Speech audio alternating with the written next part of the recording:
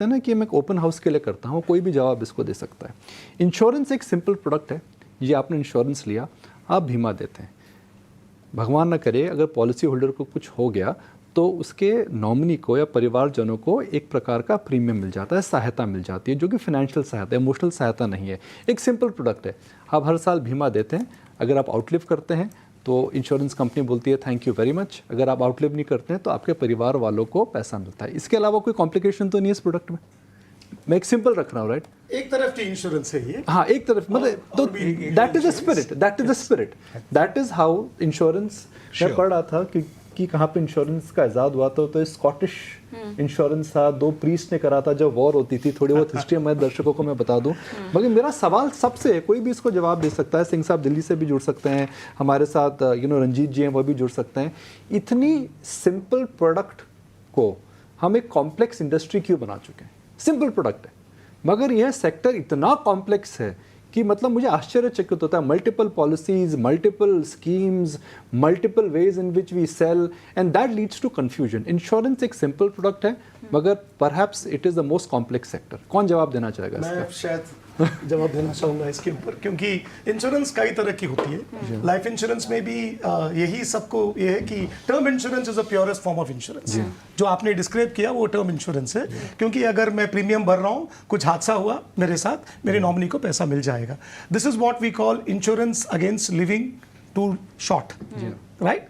There is also insurance against living too long, right? Because what happens is, suppose आप retire होने वाले हैं अभी इंडिया में, by 2030 161 million people would have crossed the age of 60.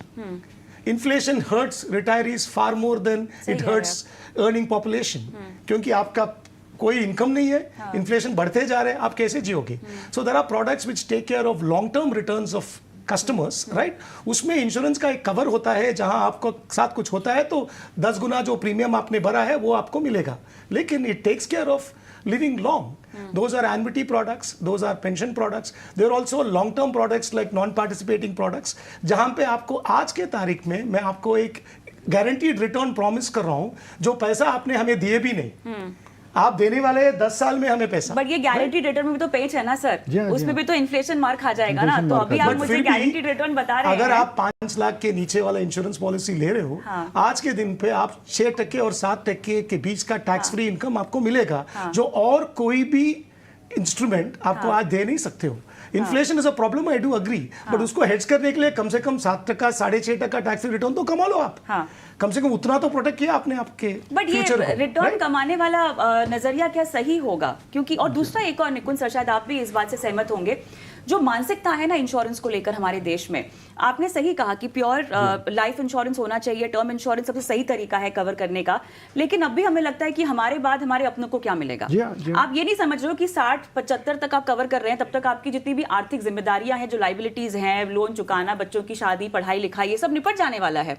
तो आपके बाद आपके अपनों को कुछ मिले, वो आप इन्वेस्टमेंट के जरिए क्यों नहीं करते? मैं तब हमेशा ये आर्ग्यूमेंट करता हूँ कि आई थिंक इसमें जोड़ना चाहूंगा मैं एक चीज कि कंपटीशन नहीं है। इन्वेस्टमेंट दूसरे तरीके अगर आप करते हैं तो उसके साथ लाइफ इंश्योरेंस कंपीट नहीं कर रहे हैं। बिल्कुल सही कह रहे हैं। एंड तरुण बता रहे थे कि लाइफ गोल के बारे में।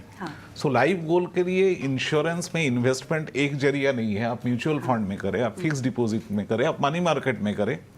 इंश्योरेंस पार्ट ये कहता है कि वो लाइफ गोल अचीव करने के लिए या इवेंचुअलिटीज ऑफ लाइफ कवर करने के लिए भगवान करे कि आप कमाते जाएं और आपके लाइफ गोल वहां पे अचीव होते जाए। बट बाय चांस अगर कुछ भी होता है अनहोनी, इंश्योरेंस का इन्वेस्टमेंट वहां पे काम पे आता है कि अगर ज़रूरत आप देखेंगे कि उस समय ज़रूरत ख़त्म नहीं होता है, किसी का इनकम बंद हो जाता है या कुछ समय के लिए अगर बाधा पड़ता है, अगर आप हेल्थ इंश्योरेंस का कवरेज देखेंगे तो वो जो कॉस्ट आता है वो दूसरे हमारे इवेंचुअलिटीज़ को स्टॉप कर सकता है। एंड आई थिंक इंश्योरेंस के इन्वेस्टमेंट को उस जरिए में देखिए।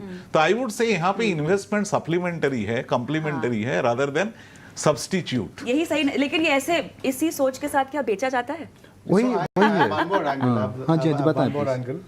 एंगल ये कि कस्टमर जो खरीदता है, the customers don't by what they need, they by what they want at the end of the day.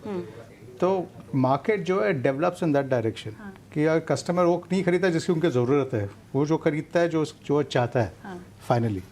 At the end of the day, like Amit pointed out, it is not as if that is competing with other categories. वैसे देखा जाए तो FD, it's the most popular investment. Does 7% return, which is taxable, does it make sense? But that's what customers want. I think eventually आपको ये, I mean, you have to recognize that market forces जो है, they will play in both ways. They'll educate customers, they'll also respond to what customers want. And I think to be fair to the industry, काफ़ी 20-25 साल से हम कोशिश कर रहे हैं लाइफ वाले, केविन खासकर कि लोग टर्म खरीदे, प्रोटेक्शन खरीदे, but then the customer wants a saving product. So I think और ये कुछ यूनिक नहीं है कि इंडिया में ऐसा है. ग्लोबली ऐसा है. I mean, US में आप देख लो, estate plans are the most popular. आपने बोला कि कॉम्प्लिकेटेड क्यों है, तो ऐसा नहीं कि इंडिया में हमने कॉम्प्लिकेट किया, ग्लोबली ऐसा है. अगर मैं इसके कॉम्प्लिकेशन के 2-3 पहलू देखूं, जो सबसे पीछे है इसका स्टेटिस्टिक्स जो इन्वॉल्व होते हैं, बिकॉज आप ट्राई करते हैं कि कॉस्ट कस्टमर के लिए सबसे कम हो. जी.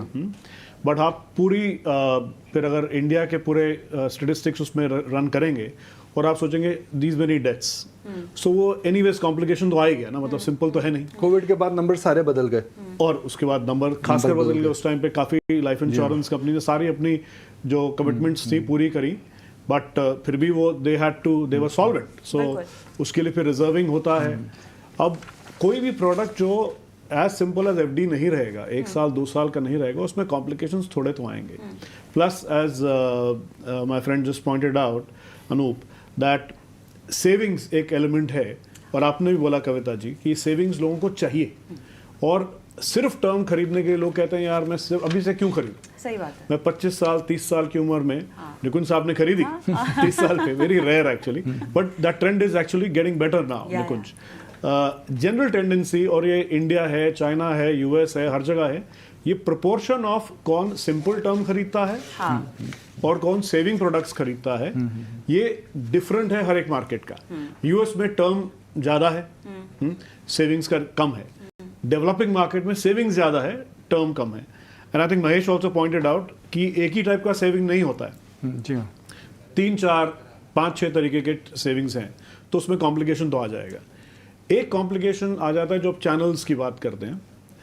देखिए, इंडिया एक डेवलपिंग मार्केट है. अभी आप ही ने बोला कि, और सही बोला कि अभी नहीं हुआ इतना डेवलपमेंट, इतनी जगह पे नहीं पहुंच पाए हैं और लोगों को कवरेज नहीं मिला है.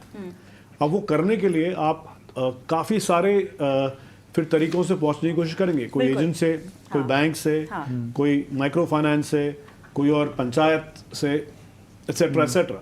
सो वहाँ पे कॉम्प्लिकेशंस आएगा, फिर उनके लिए चैनल्स बनते हैं. मैं तपन को भी है ना इसमें इन्वॉल्व करना चाहूँगा, कीजिए. क्योंकि वह शायद